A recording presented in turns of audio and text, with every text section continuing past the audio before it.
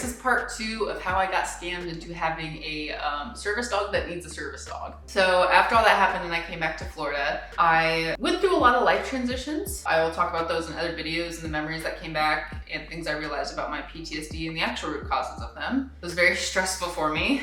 I realized I didn't want to live in North Carolina. Some political things happened that made me very uncomfortable. And I was like, it's time, I'm moving to Colorado. So I quit the residency that I was about to start there, stopped looking at houses there, bought a house in Colorado, and decided to go on a 2-month road trip, or a month-long road trip, and then come here and set up my house for a month, and I start my residency in like 2 weeks.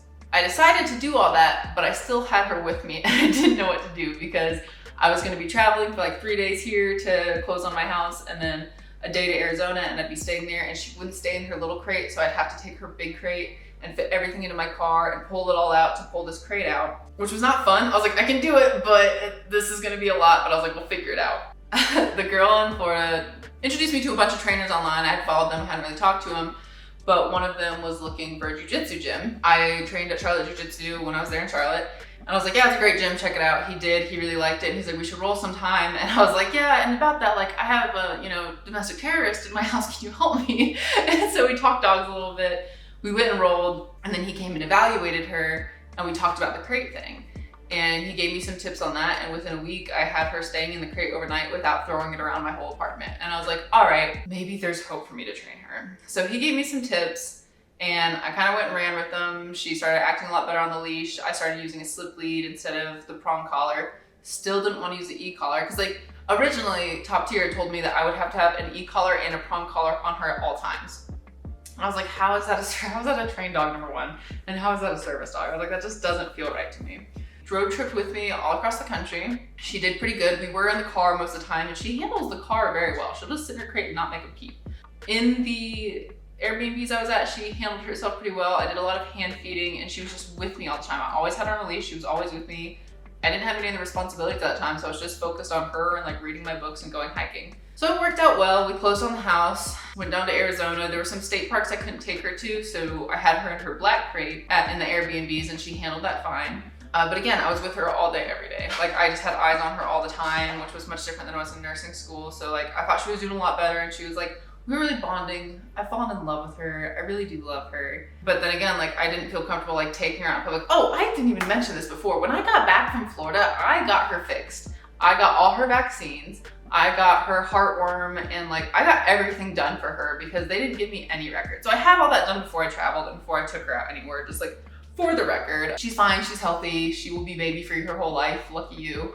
Yeah, so that happened, cool, she's taken care of. So I took her out to a few places. She kind of handled herself well. We stopped at one gas station that had a Sasquatch statue. She lost her fucking shit. She just freaked out at it. I was trying to get her picture with it, she did not like it. So she was still a little reactive, but I just kept her away from crowds because you know what? I don't like crowds either. And that was kind of the whole point of having a service dog, and it didn't really work. People just hate the same things. We're both anxious girls. So I get back here to the house, and it was very stressful. Like, I left everything I knew in North Carolina. I know I'm supposed to be here. I know this is the journey I'm supposed to be on, and I'm supposed to chase serenity and find out who I am and what I want in life.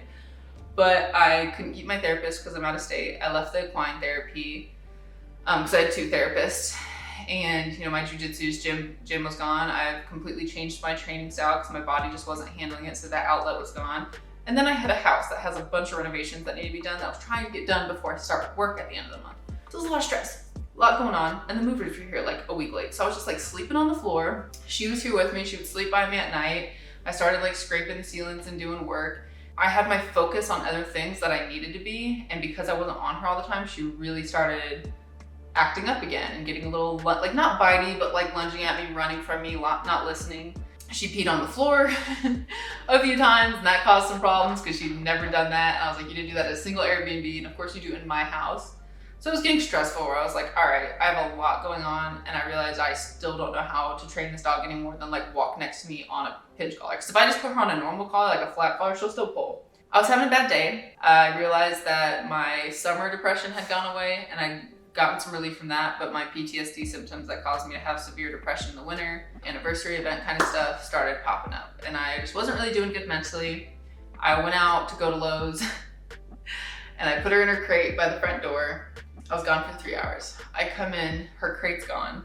All the stuff that I had in bags and like the trash that was by the staircase to like take out to the trash bins was torn apart everywhere, and there's scratches all over the floor. And I was like, oh my God, did someone like break into my house and steal my dog? Like what the hell? I start like looking around, and I have stairs that go up and down, and she had yeeted her crate down the stairs and put a hole in the wall and was stuck upside down in her crate. And there's scratches all over the brand new floor. And so I was like, if I go let her out of that crate right now, she might not live.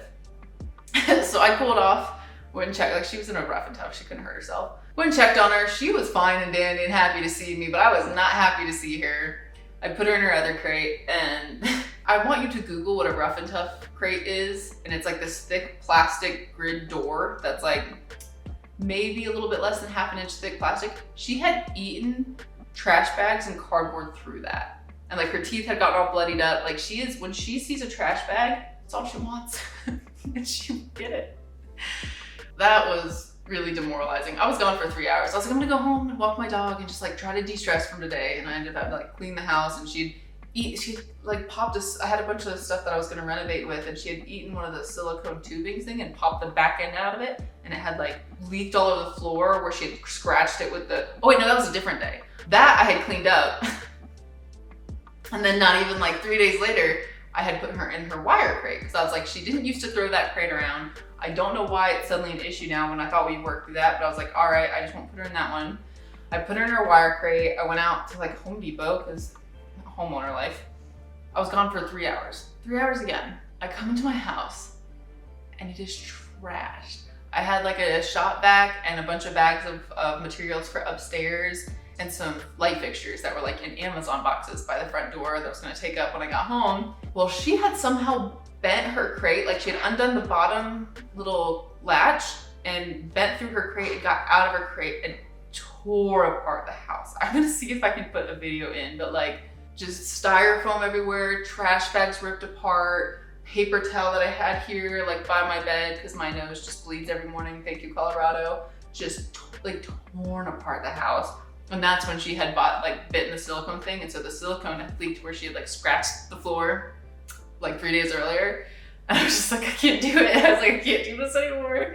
This is not a service dog. I've been lying to myself that like it's gonna get better. I was like, I don't have the time to put into her, and once I start work, I really won't have the time, and then I'm just gonna have a dog that's gonna be going crazy in her crate every day. So I really had to get honest with myself with it. I put her in her crate downstairs in the garage in this cubby, because I'm like, I was worried about her own safety too. I was like, I have to leave. I have to go do things, and I can't take her with me because I don't consider her an actual service dog, so I don't want her like walking around shops.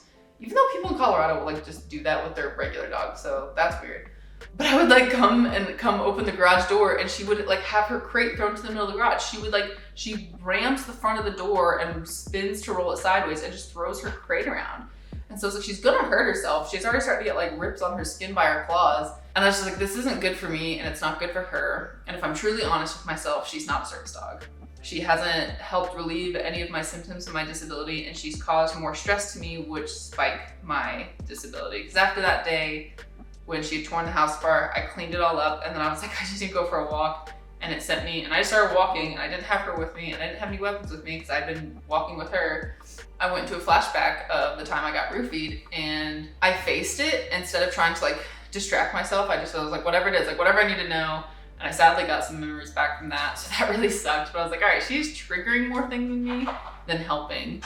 I had a panic attack a few days later, and she just didn't know what to do. She didn't like do any pressure therapy. She didn't do anything that she's supposed to do. And so I was like, it's time to be real with myself on what to do with her. I have been talking to Chris about different things on, he's with Obedient Canine, and we will actually talk more with him when he gets here tomorrow, because he has agreed to come and take her for 6 to 9 months and train her and either get her up to par to be a service dog, or if in like the first 1 or 2 months I decide I don't want her back, he has a home lined up for her and he will get her up to par to be trained enough to be safe for someone to handle. That's where we're at. She will literally eat her crate or try to eat me. She is a Maligator through and through, which is great for that dog, but I don't think it should be a service dog. Even though I educated myself on what Malinois would need physically, like their exercise-wise, food-wise, like how much they would need groomed, and I really thought I was ready to take that on. I took it on under the notion that she was a service dog and would help me. and that is not what she is. So I think it is completely fair and valid to either rehome her or try to train her to be a service dog and see if she could be good for me. If I had just gotten a dog and just was like, oh, it might be good for me, got a dog and tried to train it, and this happened, I'd be like, you know what, it's on you, Serenity. You're being a dumb bitch trying to do that. It was under a very false pretense, and I really don't know if I want her back because it has been such an emotional roller coaster. And on top of trying to graduate nursing school, on top of all the family stuff I went through, on top of the PTSD symptoms I've been working through, it's just been another stress. And I've loved her and I've loved having her, but I really don't think she's been good for me. And even if she does get trained well, which I know Chris will do an amazing job, I don't know if she's what I need for my symptoms because I'm just trying to find some peace. She is not a very peaceful being. And she's glaring at me now. I still love you. You're just psychotic. Just like a crazy girlfriend. Beautiful. Beautiful to look at.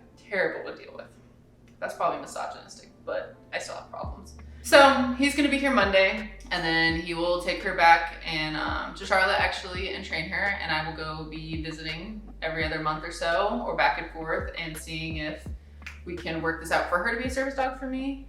But I hope through plant medicine and other forms of therapy that I can just get better from my PTSD, because I just want to live and have a good life and not have to be on medication and have a service dog and have all these things just to function like a normal human being. I want to be able to go to the mall without a panic attack. I want to be able to hike in a national park where there's a crowd and not want to cry. I would love not to have nightmares. There's a lot of things I'd love to have, and I just don't know if she's the answer for it. You know, like panic attacks would be cool if she could help with that, but she has no idea what to do except like stare at me and be like, why are you freaking out on the floor? That's where we're at. If you get a service dog, I called a bunch of other service dog companies after this, which I should have done in the first place, and asked how they ran things. Much different. I think me and Chris will talk about that. We're gonna make a video of if you're gonna get a service dog, what should you ask? Make sure you get record.